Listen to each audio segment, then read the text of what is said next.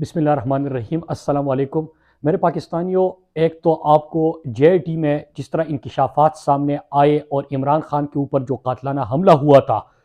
उसके बाद जिस तरह की एक पूरा ड्रामा आपके सामने किया गया, जिस तरह की एक वेडू बयान सामने आया और अब जो इंकिशाफात हुए वो आपके सामने मैं रखता हूँ। और दूसरा, अरशद शरीफ शहीद के केस के हवाले से और वकुला की मैंने बात की थी कि किस तरह वकुला जो है वो पीछे हट रहे हैं और अरशद भाई का आज के दिन तक कोई वकील नहीं है। इसके ऊपर बात करते ज़रा ये सुनिए कि जब इमरान खान के ऊपर हमला हुआ तो उसके अगले रोज़ एक प्रेस कॉन्फ्रेंस पे मैंने आपको कहा था कि अगर आपने पहुंचना है तो ज़रा ये सुनिए पहले। किसके कहने पे वो एक दिन पहले रात को प्रेस कॉन्फ्रेंस करवाई गई थी? वो जो रास्ते भी आप ढूंढे, मुलाकातें भी आप ढूंढे, आपको दोनों का जवाब मिल जाएगा। और चौथा सवाल, कि जब अरशद शरीफ शहीद को शहीद किया गया तो आधे घंटे के अंदर कौन था जो मीडिया चैनल्स को फोन करके इसको एक हादसा और फिर स्टोरी बना बना के वो पेश करके लोगों के साथ व्हाट्सएप पे शेयर कर रहा था? और वही उसी तरह कल इमरान खान साहब पे जब हमला होता है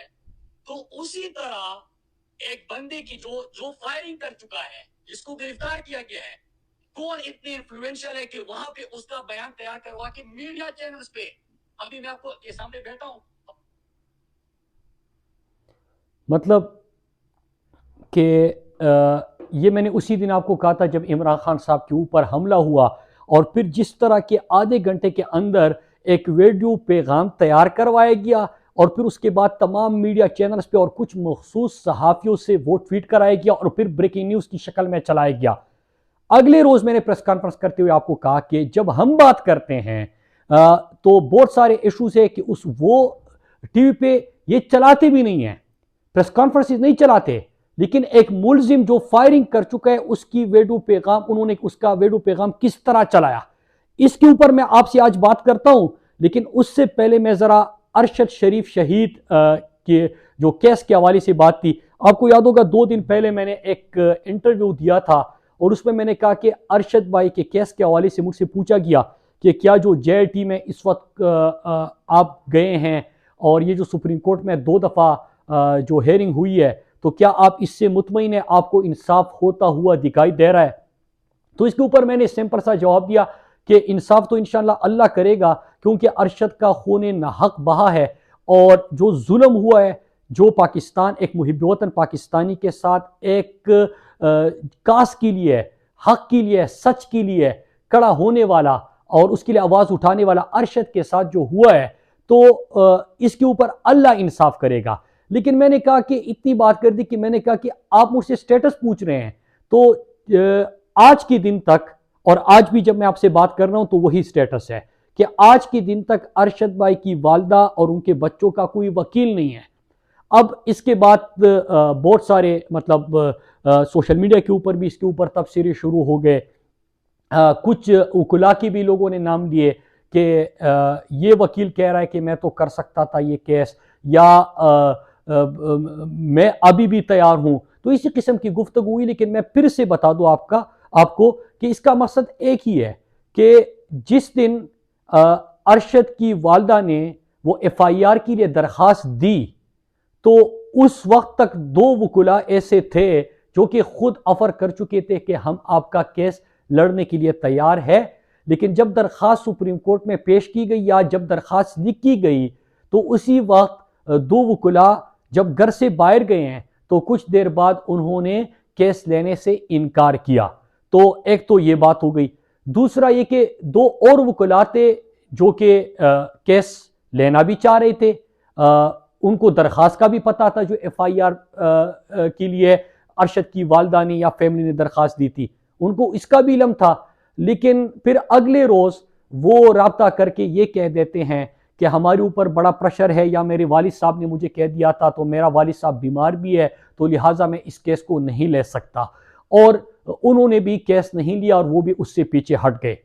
अब इसका मैं अपने वकुला बरादरी को और मुख्तलिफ जो बार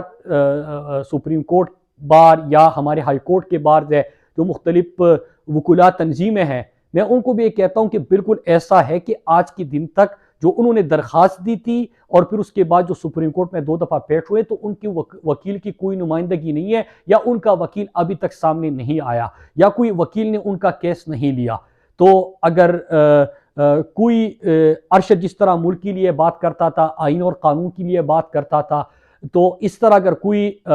केस ले सकते हैं तो वो खुद भी रब्ता कर सकते हैं उनकी फैमिली के साथ, और इस केस को हमें आगे लेके जाना है और हर हाल में लेके जाना है। फिर दूसरी चीज़ जो है, आज जो इम्पोर्टेंट चीज़ आपके साथ मैं इसके ऊपर बात करना चाह रहा था, एक इमरान खान साहब के ऊपर जब हमला हुआ, आपको याद होगा कि अगले दिन मैंने ये जो आपको चंद मुख्तसर सा क्लिप दिखाया, इसमें मैंने कहा था कि अगर आपने अरशद शरीफ की कातिलों तक, जो उनको शहीद करने वाले हैं, उन तक पहुंचना है, या आपने इमरान खान के ऊपर हमला किसने किया और किसकी मनसूबाबंदी थी उन तक पहुंचना है, तो एक काम कर ले। वो काम किया कि कौन वो ताकतवर शख्स है कि जिस तरह खान साहब के ऊपर हमला होता है और आधे घंटे में मुजरिम या मुलजिम का वीडियो पैगाम तैयार करवाया जाता है, तवज्जो हटाने के लिए, बयानिया बनाने के लिए, कि किस तरह उसको जोड़ दिया जाता है मजहब के साथ, मजहबी जुनूनियत का रंग देते हैं। तो ये एक पूरा प्लानिंग थी इसकी, और इससे पहले आपको खान साहब अभी बता भी चुके हैं कि किस तरह एक पहले वीडियो तैयार की गई, किस तरह इल्जामात की बौछार की गई, बयानिया बनाने की कोशिश की गई। फिर ये प्लानिंग तो थी ही कि इमरान खान को रास्ते से हटाना है, इमरान खान की पॉपुलरिटी में इजाफा हो रहा है, इमरान खान को आप रोक नहीं सकते, दहशतगर्दी के केसेस कर दिए, झूठे FIRs कर दिए, फॉरेन फंडिंग का नाम कर दिया, तोशाखाना का मजाक, मतलब इस तरह की चीजें आपने कर दी। लेकिन आप उल्टा एक्सपोज होते गए और इमरान खान की पॉपुलरिटी में इजाफा होता गया। वो बाय इलेक्शन जिस तरह हुए, वो पाकिस्तान की तारीख में सबसे मकबूल तरीन लीडर के तौर पे सामने आया, और फिर उसके साथ साथ जो पंजाब का बाय इलेक्शन था उसमें भी तमाम ताकतों की मुखालिफत के बावजूद इमरान खान ने शिकस्त आपको दी।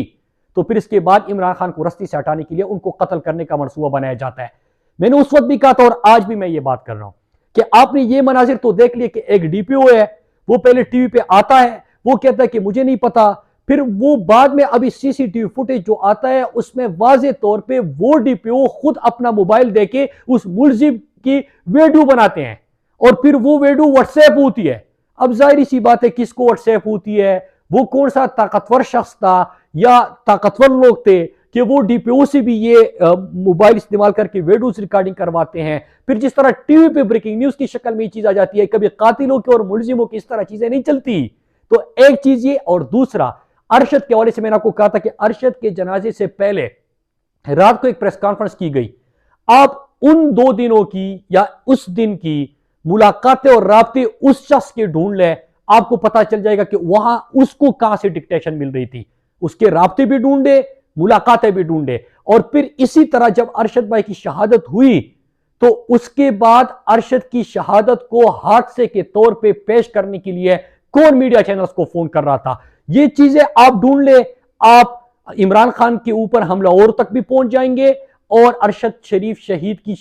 जो शहीद करने वाले हैं उन तक भी पहुंच जाएंगे। बात सिंपल सी है, यहां पे आइन और कानून के मुताबिक अगर आप चले, मुल्क के सबसे मकबूल तरीन लीडर, आलम इस्लाम के तर्जुमान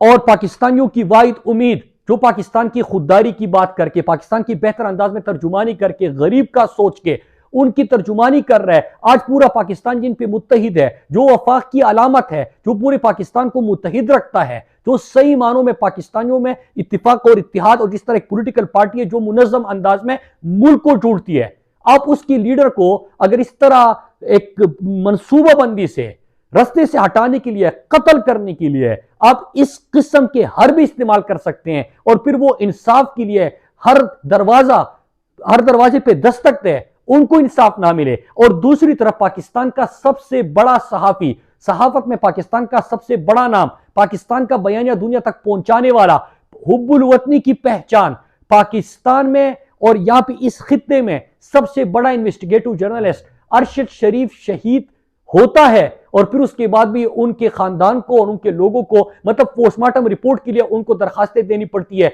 अदालत के दरवाजे खटखटाने पड़ते हैं, उनको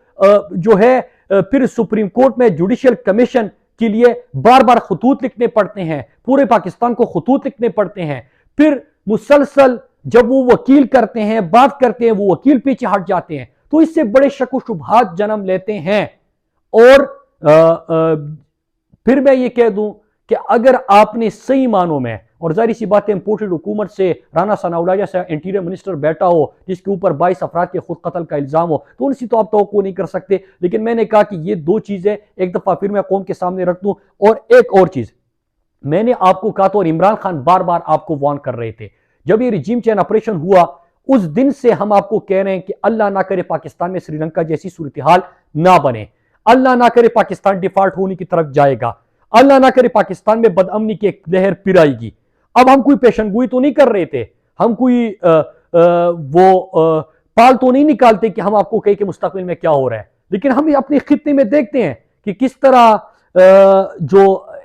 अमेरिका को इमरान खान ने एब्सोल्युटली नॉट कहा, फिर उसके बाद यहां पे एक रिजीम चेंज ऑपरेशन हुआ, अमेरिका को अपने गुलाम चाहिए थे और गुलामों की शक्ल में यही वो लोग थे। डिप्लोमेटिक केबल्स आप उठा के देख लीजिए, जिस तरह माजी में पाकिस्तान और पाकिस्तानियों को सौदा किया था, किसी और की जंग में पाकिस्तानियों को ईंधन बनाया था, उसी तरह की चीज शुरू हो गई। और फिर आप गिलगित बल्तिस्तान से कराची तक आज हालात देखे, दो चीजें हो रही है, या अपने पैसे दे के भी,